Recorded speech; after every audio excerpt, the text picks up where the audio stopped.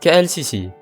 Menara berkembar Petronas ialah salah satu simbol paling terkenal di Malaysia dan juga antara bangunan paling dikenali di dunia. Kalau korang rakyat Malaysia, mesti korang kenal bangunan ni. Terletak di tengah bandar Kuala Lumpur, menara berkembar ini siap dibina pada tahun 1958 dan mempunyai ketinggian sekitar 452 meter. Pada masa ia siap dibina, menara berkembar ini memegang gelaran sebagai bangunan tertinggi di dunia sehingga tahun 2004. Menara ini direka oleh arkitek Argentina Amerika Cesar Pelli dan reka bentuknya diilhamkan daripada corak geometri seni bina Islam. Kalau tengok dari atas, bentuk menara ini sebenarnya menyerupai bintang 8 bucu yang selalu digunakan dalam seni Islam. Salah satu ciri paling unik pada menara ini ialah jambatan udara ataupun sky bridge yang menghubungkan kedua-dua menara pada tingkat 41 dan 42, kira-kira 170 meter dari permukaan tanah. Jambatan ni bukan sekadar untuk pelancong, tapi juga berfungsi sebagai laluan keselamatan jikanya berlaku kecemasan. Jambatan ni juga direka supaya boleh gerak sedikit, jadi dia boleh sesuaikan diri dengan pergerakan bangunan kalau ada angin kuat.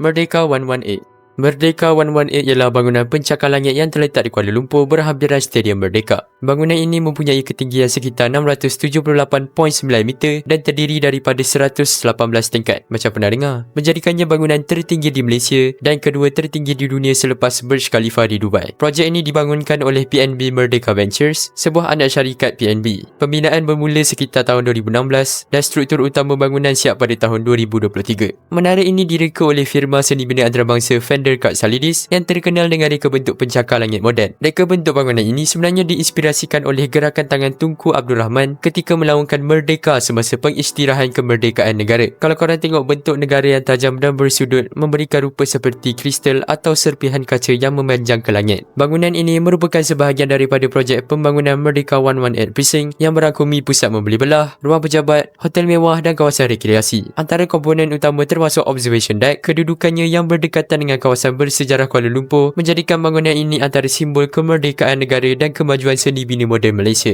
Menara Kuala Lumpur. Menara Kuala Lumpur ataupun lebih dikenali sebagai KL Tower ialah sebuah menara telekomunikasi yang terletak di Bukit Nanas, Kuala Lumpur. Menara ini mempunyai ketinggian sekitar 421 meter, menjadikannya salah satu menara telekomunikasi tertinggi di dunia. Menara ini dibina bermula pada tahun 1991 dan siap sepenuhnya pada tahun 1955. Tujuan utama pembinaan menara ini adalah untuk menyokong penyiaran radio, televisyen dan komunikasi telekomunikasi di kawasan Kuala Lumpur dan sekitarnya. Kedudukannya di atas Bukit Nanas yang merupakan kawasan tanah tinggi di tengah bandar membantu meningkatkan liputan isyarat penyiaran. Reka bentuk seni bina menara ini juga diambil inspirasi daripada seni bina Islam. Kita boleh lihat corak geometri Islam pada bahagian dalam lobi serta pada reka bentuk kubah di bahagian atas menara. Menara ini mempunyai beberapa kemudahan utama seperti observation deck dan sky deck yang membolehkan pengunjung melihat panorama bandar Kuala Lumpur dari ketinggian lebih 300 meter. Dekat atas pun ada restoran berbuta yang dikenali sebagai Atmosphere 360 yang memberikan pemandangan bandar secara menyeluruh ketika restoran tersebut berputar secara perlahan. Bangunan Sultan Abdul Samad. Bangunan Sultan Abdul Samad terletak di hadapan Dataran Merdeka di Kuala Lumpur dan merupakan salah satu bangunan kolonial paling terkenal di Malaysia. Pembinaan bangunan ini bermula pada tahun 1894 dan siap pada tahun 1897 ketika tanah Melayu masih berada di bawah pentadbiran British. Bangunan ini dinamakan sempena Sultan Abdul Samad, Sultan Selangor yang memerintah ketika bangunan tersebut siap dibina. Awalnya bangunan ini digunakan sebagai pejabat pentadbiran kerajaan kolonial British, termasuk untuk mahkamah tinggi, jabatan kerja raya dan pejabat pos. Reka bentuk bangunan ini dipengaruhi oleh seni bina Moorish yang menggabungkan elemen Islam, Timur Tengah dan seni bina kolonial Eropah. Ini antara contoh-contoh bangunan lain.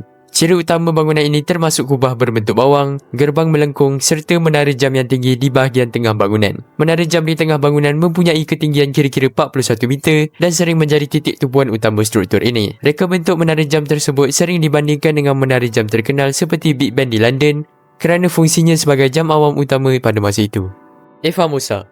Eva Musa merupakan salah satu struktur bersejarah tertua di Malaysia yang terletak di Melaka. Kubu ini dibina oleh Portugis pada tahun 1511 selepas mereka menawar Melaka, yang ketika itu merupakan pusat perdagangan penting di Asia Tenggara. Nama Eva Musa bermaksud yang terkenal dalam bahasa Portugis. Pada asalnya, Eva Musa ialah sebuah kubu besar yang mengelilingi kawasan pentadbiran Portugis. Struktur ini merangkumi tembok pertahanan, menara kawalan dan beberapa pintu masuk. Tapi sekarang bahagian yang masih kekal ialah Porta di Santiago, iaitu pintu gerbang utama kubu tersebut. Kubu ini dibina menggunakan batu laterit dan bahan binaan tempatan serta direka untuk menahan serangan musuh dari darat dan laut. Kedudukan Melaka yang strategik menjadikan kubu ini penting untuk mengawal laluan perdagangan di Selat Melaka. Pada abad ke-17, Melaka telah pun ditawan oleh Belanda dan Formosa terus digunakan sebagai kubu pertahanan. Lepas tu pada awal abad ke-19, pihak British pula telah merobohkan sebahagian besar kubu ini. Hanya Porta de Santiago yang terselamat selepas diarahkan untuk dipelihara oleh Sir Stamford Raffles. The Exchange 106. The Exchange 106 ialah sebuah bangunan pencakar langit yang terletak di kawasan Tun Razak Exchange, TRX, Kuala Lumpur. Bangunan ini mempunyai ketinggian sekitar 445.5 meter dengan lebih daripada 100 tingkat, menjadikannya bangunan kedua tertinggi di Malaysia. Pembinaan bangunan ini bermula pada tahun 2016 dan siap sekitar tahun 2019. Ia dibangunkan sebagai sebahagian daripada plan untuk menjadikan Kuala Lumpur sebagai hub kewangan serantau yang mampu bersaing dengan bandar seperti Singapura dan Hong Kong. Reka bentuk bangunan ini menampilkan struktur moden dengan kemasan kaca reflektif yang memberikan rupa futuristik. Salah satu ciri paling ketara ialah bahagian puncak yang berbentuk mahkota. Dengan tinggi kira-kira 48 meter, ia menyumbang kepada ketinggian keseluruhan bangunan. The Exchange 106 digunakan terutamanya sebagai ruang pejabat korporat dan kewangan, termasuk syarikat antarabangsa dan institusi kewangan. Lokasinya yang strategik dalam kawasan TRX juga dikelilingi oleh pusat membeli belah, hotel dan kemudahan pengangkutan moden. Masjid Kristal. Masjid Kristal terletak di Pulau Man, Terengganu dan merupakan salah satu masjid paling unik di Malaysia dari segi reka bentuk dan bahan binaannya. Masjid ini dibina sekitar tahun 2006 dan siap sepenuhnya pada tahun 2008 sebagai sebahagian daripada pembangunan Taman Tamadun Islam. Masjid ini dikenali sebagai Masjid Kristal kerana struktur utamanya menggunakan gabungan kaca dan keluli yang memberikan penampilan berkilauan seperti kristal, terutamanya apabila terkena cahaya matahari atau pencahayaan pada waktu malam. Permukaan reflektif ini juga menghasilkan pantulan menarik pada air di sekeliling kawasan masjid. Masjid ini mempunyai kapasiti sekitar 1,500 jemaah pada satu-satu masa. Reka bentuknya menggabungkan elemen seni bina Islam moden dengan teknologi pembinaan kontemporari. Kubah dan menara masjid dibina menggunakan bahan luxina dan separuh luxina yang membolehkan cahaya masuk ke dalam ruang solat. Masjid Kristal juga dilengkapi dengan kemudahan teknologi moden dan pernah dikaitkan dengan konsep Masjid Bintang, termasuk penggunaan teknologi digital dalam pengurusan dan penyampaian maklumat kepada pengunjung. Lokasinya di Pulau Man yang dikelilingi oleh sungai dan lanskap taman tema Islam menjadikan masjid ini bukan sahaja tempat ibadat tetapi juga taringan pelancongan utama di Terengganu. Istana Negara.